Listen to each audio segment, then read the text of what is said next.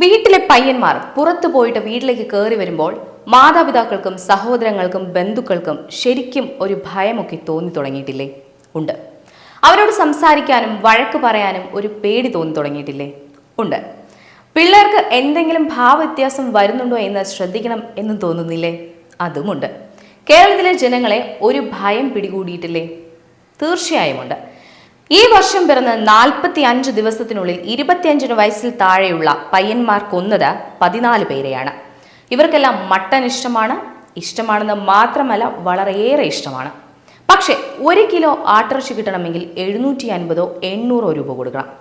അതിൻ്റെ മസാലയും തക്കാളിയും ഉള്ളിയും എല്ലാം കൂടെ കൂടുമ്പോൾ 1000 രൂപയാകും. പല സ്ഥലത്തും അതിലും കൂടുതലാണ് വില. ഇനി ആഗ്രഹം തീർക്കാൻ 1 കിലോ മേടിച്ചാലും 1 കിലോ കൊണ്ട് എന്ത് ചെയ്യാനാണ്? 4 5 അംഗങ്ങളുള്ള ഒരു വീട്ടിൽ 1 കിലോ കൊണ്ട് 2 കഷ്ണം പോലും വിളമ്പാനുണ്ടാകില്ല.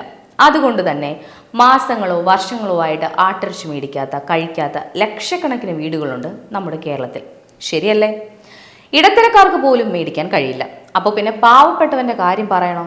ബീഫ് മേടിച്ച് ആശ തീർക്കും. അതാണ് സാധാരണ ചെയ്യാറ്. എന്നാൽ കേരളത്തിലെ എല്ലാ ജയിൽ പുള്ളികൾക്കും ആഴ്ചയിൽ ഒരു ദിവസം 200 ഗ്രാം വെച്ച് ആട്ടിറച്ചി വിളമ്പുന്നുണ്ട്. ഓർക്കുക, എല്ലാ ആഴ്ചയിലും ഒരാൾക്ക് 200 ഗ്രാം ആട്ടിറച്ചി കൊടുക്കുന്നുണ്ടെന്ന്.